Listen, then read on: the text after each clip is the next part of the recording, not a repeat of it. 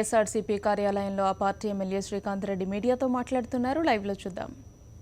మాకు కావాలి అని మేము అడిగినప్పుడు ప్రతిపక్ష పార్టీకి సంబంధించినటువంటి వీడియోలు వేరే రకంగా, అధికార పార్టీకి సంబంధించినటువంటి అంశాలు వేరే రకంగా ఇవ్వటమే కాకుండా గతంలో లీక్ అయినటివి నాకు తెలియదు అవి ఏ రకంగా అయినాయో, మరి కాలువ శ్రీనివాసులు గారికి ఎట్లొచ్చాయో అని చెప్పి మాట్లాడడం.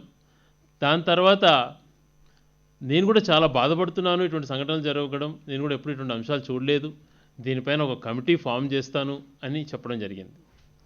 ఆ కమిటీలో బుద్ధప్రసాద్ గారి ఆధ్వర్యంలో కమిటీ ఫామ్ చేస్తామని చెప్పడం జరిగింది.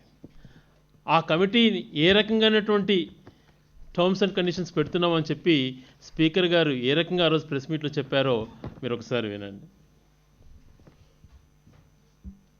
అన్ని పార్టీలకి నేను చెప్పాల్సిన అవసరం ఉంది కాబట్టి ఈ ఎక్స్ప్లెనేషన్ అన్ని చెప్పాను. నేను ఏం చేయాలా ఇప్పుడు అంటే నేను అది కూడా ఆలోచించుకున్నాను. ఒక క్లారిఫికేషన్ ఇవ్వడమే కాదు, చర్య కూడా ఉండాలి. అదేంటంటే ఒకటి ఎలా బయటికి సోషల్ మీడియాలో ముందు వచ్చింది, తర్వాత 1 year పనిష్మెంట్ ఎక్కువ తక్కువ సరిపడా ఉందా, లేకపోతే ఇంకా హౌస్లో ఆ వెల్లో గొడవ చేసినటువంటి సభ్యుల మాటలు, బాడీ లాంగ్వేజ్, పిక్చర్ మొత్తం వచ్చినాయి కాబట్టి అవన్నీ వచ్చినాయి కాబట్టి అక్కడ ఒక వర్డ్ వినాలి, అవన్నీ వచ్చినాయి కాబట్టి వాటిపైన కమిటీ వేస్తాను అని చెప్పి స్పీకర్ గారు చెప్పారు. అంటే ముందే తనకు అన్నీ కూడా ఏవైతే వచ్చినాయో, అంటే కమిటీలో ఏ రకంగా అన్ని వీడియోస్ తెప్పించుకోవాలి, పూర్తి స్థాయి ఎంక్వైరీ చేయాలనేటువంటి భావన కాకుండా ఆల్రెడీ వచ్చినాయి కాబట్టి దానిపైన కమిటీ వేస్తానని స్పీకర్ గారు చెప్పారు. టర్మ్స్ ఆఫ్ ప్రిఫరెన్సెస్ అన్నీ ముందు కూడా చెప్పలేదు కమిటీ వేసేటువంటి సమయంలో. ఇప్పుడు టర్మ్స్ ఆఫ్ ప్రిఫరెన్సెస్లో ఇప్పుడు కమిటీ వేసిన తర్వాత ఇస్తే అందులో ఆశ్చర్యకరం ఏంటంటే 22వ తేదీ 0 hourలో ఏదైతే చర్చ జరిగిందో వాటిపైన ఆ అంశాలు ఏవైతే చెప్పారో సభ్యులు, ఆ అంశాలపైన కమిటీ వేయడం జరిగింది అని చెప్పి ఇందులో పెట్టారు. మామూలుగా 0 hourలో ఏముంటుందంటే హౌస్ జరిగే టైంలో ఒక 4-5 మంది సభ్యులకు అవకాశం ఇస్తారు స్పీకర్ గారు. ఆ 4-5 కూడా కేవలం ఆ వాళ్ళ సొంత కాన్స్టిట్యున్సీకి సంబంధించో లేకపోతే ఎమర్జెన్సీ ఇష్యూసో ఒక 30 seconds 40 seconds ఒక మినిట్ లోపలే మాట్లాడే పరిస్థితి ఉంటుంది. ప్రతిపక్ష సభ్యులు లేకుండా అసెంబ్లీలో గంటల తరబడి రాసిచ్చినటువంటి స్క్రిప్ట్ని ఇచ్చి కొంతమంది సభ్యులకు వాళ్ళకు రాని ఏడుపును తెప్పించి ఏవేవో చెప్పించి దానిపైన ఆ 0 hourలో జరిగిన అంశాలపైన కమిటీలో చర్చ జరగాలి అన్నటువంటి అర్థం వచ్చే విధంగా పంపించారు అని అంటే ఈ కమిటీకి ఉన్నటువంటి ప్రాధాన్యత ఏందో తెలుస్తోంది. మేము ముందు నుంచే చెప్తున్నాం, 3 అధికార పార్టీ సభ్యులు, బీజేపీ వాళ్ళు కూడా కలిపితే బీజేపీ గారు, తెలుగుదేశం గారు, డిప్యూటీ స్పీకర్ గారు 3 కూడా అధికార పార్టీకి సంబంధించిన వాళ్ళు. మేము అక్కడ ఏం చెప్పినా కూడా విలువ ఉండదు అని మేము ముందే చెప్తూ వచ్చినాం.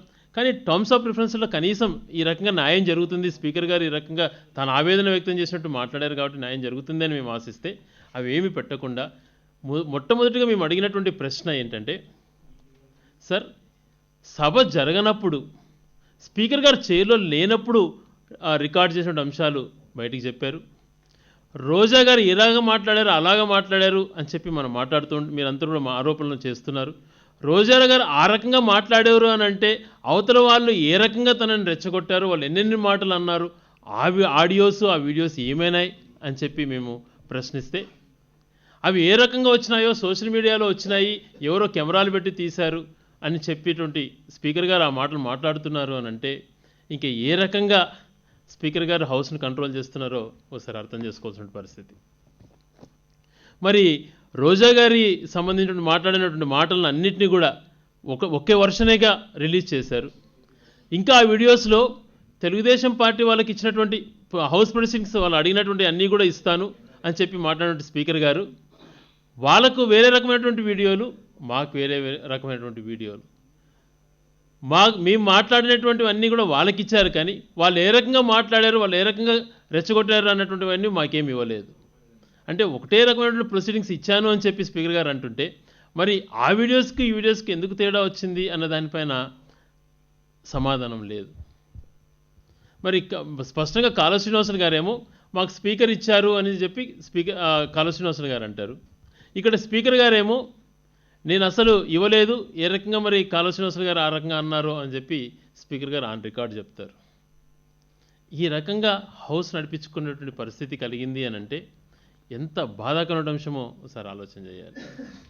మరి రేపు పొద్దున కూడా అంటే వాళ్ళ అజెండాను ఫిక్స్ చేసుకొని కమిటీ వేసాము అని చెప్పి ప్రయత్నం చేసి ఆ కమిటీలో కూడా టర్మ్స్ ఆఫ్ రెఫరెన్స్ ఏమీ ఇవ్వకుండా ఏ రకమైనటువంటి సలహాలు సూచనలు తీసుకోవాలనేటువంటి కూడా సరిగైనటువంటి మెన్షన్ చేయకుండా కేవలం ఆ 0 ఓవర్లో జరిగిన అంశాలే తీసుకోవాలని చెప్తే ఎంత తప్పించుకునేటువంటి ఇది చేస్తున్నారో ఒకసారి ఆలోచన చేయాలి. ఈరోజు రూల్ పొజిషన్ తప్పు చెప్పి సస్పెండ్ చేసిన దానికి కూడా రూల్స్కు వ్యతిరేకంగా ఉంది. హౌస్ ప్రాపర్టీకి సంబంధించినటువంటి దాన్ని కూడా వేరే రకంగా రిలీజ్ చేయటము, స్పీకర్ గారు చైర్లో లేని అంశాలు కూడా ఏ రకంగా రికార్డ్ అయినాయో దానిపైన స్పష్టత లేదు. ఇచ్చినటువంటి వీడియోస్లో మేము ఏ రకంగా అయితే 17, 18 ఆ రోజులలో జరిగిన సంఘటనలపైన వీడియోస్ ఇమ్మనంటే ఎప్పుడో పాతవి గత సెషన్స్లో ఆ జరిగినటువంటి వీడియోలు ఇవ్వటము. చెవిరెడ్డి భాస్కర్ రెడ్డి గారేమో ఇప్పుడేమో మాలలో ఉన్నారు, తనకి ఇచ్చినటువంటిదేమో క్యాజువల్ డ్రెస్లో ఉన్నారు. మరి ఈ రకమైనటువంటి ఎప్పుడెప్పుడో పాత వీడియోలన్నీ కూడా ఎడిటింగ్లో చేర్చేసి ఎంత మ్యానిపులేట్ చేస్తున్నారో మనకు స్పష్టంగా ఇక్కడ అర్థమవుతోంది. ఈ రకమైన పరిస్థితులు రాకూడదు. అసెంబ్లీ అంటే ఎంతో గౌరవప్రదమైనటువంటిది. అసెంబ్లీలో ప్రజల అంశాలపైన చర్చలు జరిపేదే కాకుండా ఒక నియమావళి ఉండాలి, ఒక చట్టబద్ధత అన్నది దానికి ఉంది కాబట్టి దానికి ఎంతో వాల్యూ ఇవ్వాల్సిన పరిస్థితి ఉంది. కానీ ఆ రకంగా కాకుండా తమది పైచేయి కావాలి, ప్రతిపక్షం మాట్లాడే ఏ మాటలైనా తొక్కి పెట్టాలి, అన్ని అంశాలలో వాళ్ళు ఏదైనా ప్రజల అంశాలు లేవదీస్తే అది ప్రజల్లోకి వెళ్లకుండా చేసుకోవాలి అన్నటువంటి ఆలోచనతో అసెంబ్లీని నడిపించడం సరైన సాంప్రదాయం కాదు. మేమేమో అవిశ్వాస తీర్మానం పైన ఇచ్చినటువంటి నోటీసు ఉంది, దానిపైన ఎప్పుడు ఏం చేద్దామన్నటువంటిది చెప్పకుండా మేము ఇచ్చినటువంటి అవిశ్వాస తీర్మానం నో కాన్ఫిడెన్స్ మోషన్ ఏదైతే ఇచ్చామో అది ఇంకా అక్కడే పెండింగ్లో ఉండగా హడావిడిగా కమిటీ వేస్తానను అని చెప్పేటువంటి ఆలోచన ఏందో ఒకసారి అంత ప్రజలు కూడా ఆలోచన చేయాలి.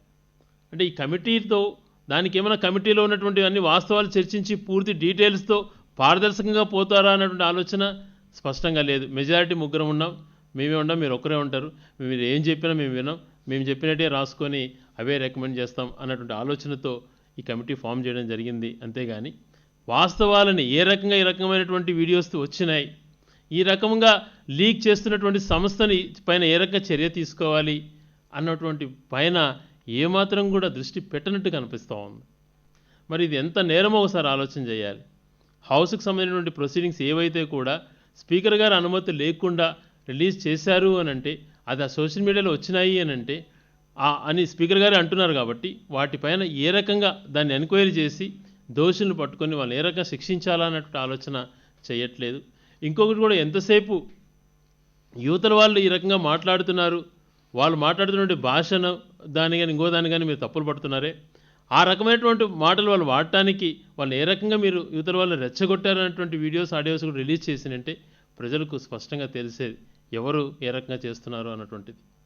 హౌస్లో ఇష్టం వచ్చినట్టు బిహేవ్ చేసి 0 అవర్లో గంటల తరబడి మాట్లాడించి దానిపైన ఎంక్వైరీ అని అంటున్నారు తప్పితే మిగతా అంశాలు ఏవైతే ముందు జరిగినాయో వాటి అన్నిటిపైన చెప్పకపోవడం దురదృష్టకరం. మాకు ప్రజాస్వామ్యం పైన విలువ ఉంది, స్పీకర్ చైర్ పైన గౌరవం ఉంది.